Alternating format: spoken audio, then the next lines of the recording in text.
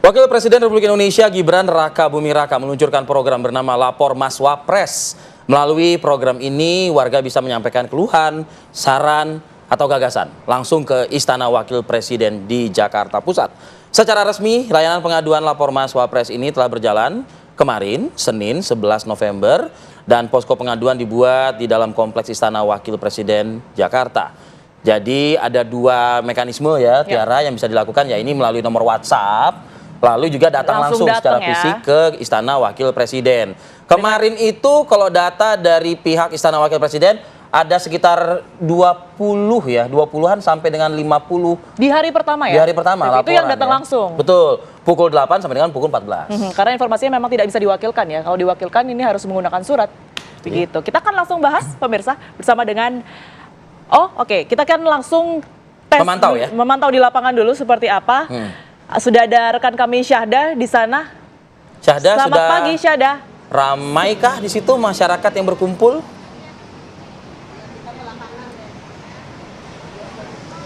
Baik, selamat pagi Tiara, Arif, Fadil, dan juga pemirsa. Hari ini tepatnya di kantor Istana Wakil Presiden yang bertempat di Kebon Sirih, Jakarta Pusat. Berdasarkan pantauan kami sudah cukup ramai masyarakat yang memang sudah mulai mengantri dan juga menunggu untuk mengadukan ajuan laporan kepada program yang memang diusung oleh Wakil Presiden Republik Indonesia Gibran Raka Buming Raka yang bertajuk Lapor Mas Wapres. Tadi kalau kita bisa pantau dari sejak pukul 7 pagi, ini memang antrian dari masyarakat sudah ada dari sejak pagi, namun sejatinya kalau kita bicara soal teknis untuk rangkaian aduan wadah pengaduan laporan ini dibuka dari jam 8 pagi hingga pukul 14 waktu Indonesia Barat.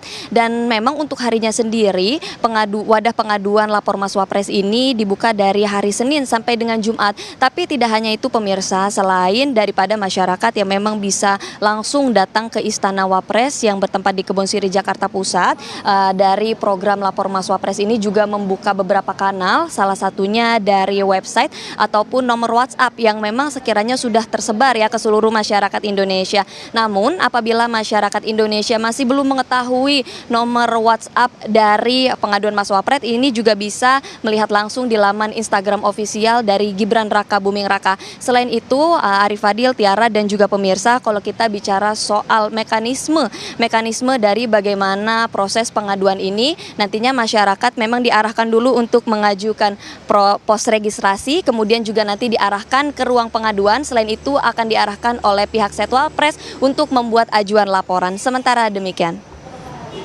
Baik, Syahda Yustiza, terima kasih laporan langsung Anda. Kita lihat sudah cukup ramai. Ya. Diberikan kursi di bawah tenda juga. Betul. Artinya tidak panas-panasan juga sih, ya, gitu kan. Oke. Saya ingin memperkenalkan narasumber kita di studio. Sudah ada Kang Ujang. Kang Ujang Marudin. Terima kasih. Selamat pagi. Assalamualaikum. Selamat pagi. Waalaikumsalam, Bang Arif, Fadil. Antar Kang Ujang dong soal Lapor Mas Wapres, Kang. Kok ternyata masyarakat antusias juga ya untuk memberikan pengaduan ini, Kang Ujang? Ya, sesungguhnya begini, kalau dalam konteks istana itu sesuatu yang baru. Artinya baru pertama. Tapi dalam konteks kepala daerah itu sudah di mana-mana. Sudah terjadi dan dilakukan oleh banyak kepala daerah, termasuk Pak Jokowi ketika menjadi gubernur dulu. Ya, dilakukan Ahok juga ya? Ya, Ahok, kalau juga Ridwan Kamil Anies juga semua melakukan itu. Tapi memang yang harus kita lihat adalah sebenarnya apa sih tujuannya itu? Apakah memang tujuannya mengkoordinasikan semua laporan di istana? Karena kan istana itu banyak tuh, ada Pak Presiden juga, Istana Kepresidenan, ada Pak Wapres juga. Mungkin juga ada kementerian-kementerian yang harus dikoordinasikan. Ini kan menjadi penting. Catatan saya pertama itu. Tumpang tindih Anda melihatnya gitu? Iya, nanti apakah misalkan tadi Pak Presiden tadi punya nggak? Jangan-jangan punya juga. Lalu juga Komdiji juga kan, apakah punya tidak? Kementerian begitu ya? Kementerian juga punya. Nah ini kan harus dikoordinasikan dengan baik. Bagaimana pesan Pak Presiden di waktu-waktu yang lalu pembekalan kan, bagaimana harus berkoordinasi. Nah ini saya lihat kelihatannya koordinasinya tidak ada dalam konteks pembuatan ini. Jadi niatnya bagus, niatnya baik, tapi tidak dikoordinasikan dengan baik. Yang kedua, saya melihat ada percepatan-percepatan yang dilakukan oleh Mas Gibran. Saya nggak tahu apakah ini bentuknya kepentingan masyarakat, kepentingan bangsa negara, atau kepentingan pribadi. Yang pertama itu saya melihat dulu ketika dilantik langsung belusukan. Dan itu memang gaya kepemimpinan Gibran, mengikuti pola Pak Jokowi. Yang kedua, memanggil menteri-menteri. Jadi dalam konteks kepemimpinan Gibran, saya baru melihat Wapres itu gitu memanggil menteri-menteri. Dan sebelumnya nggak pernah manggil.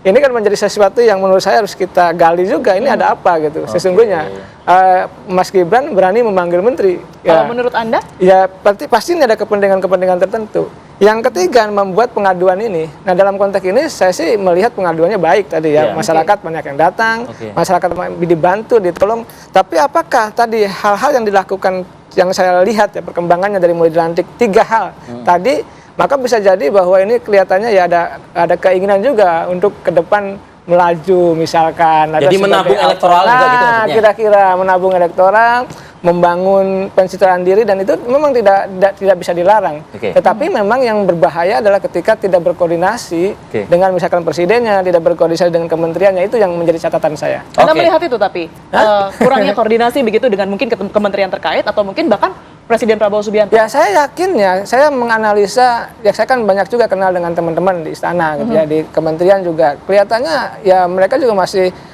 belum tahu gitu kenapa ini ada, kenapa ini dieksekusi gitu. Di saat misalkan Pak Presidennya ada di luar negeri. Nah, oleh karena itu tadi ya bagaimana membangun bangsa itu butuh kebersamaan, memastikan bahwa apa yang dilakukan betul-betul untuk kebaikan untuk masyarakat, bangsa dan negara, bukan untuk kebaikan individu-individu. Menurut Anda menteri-menteri ini harus panik melihat ada lapor Mas Wapres ini atau terbantukan seharusnya? Ya seharusnya gini, ada 2 sisi ya. Di satu sisi untuk kepentingan publik, pelayanan itu memang harus pelayanan prima, pelayanan terbaik gitu. Tapi di sisi yang lain tadi apakah kepentingannya ini kepentingan bersama gitu, kepentingan istana secara menyeluruh, apakah kepentingan Mas Gibran? Nah ini yang menjadi persoalan. Oleh karena itu tadi girohnya gitu ya, semangat pelayanan. Tapi dalam konteks pengabdian kepada bangsa dan negara jangan sampai dicurigai ada A, ada B, ada C. Tapi Anda melihatnya nantinya akan seperti apa? Kalau tadi sudah sempat disinggung bisa jadi akan tumpang tindih begitu ya, karena kan setiap kementerian juga pasti punya pengaduannya masing-masing. Kemudian saat ini Wapres juga memfasilitasi. Nantinya akan seperti apa Kang Ujang? Dijawabkan nanti Kang. Kita jeda dulu ya Kang.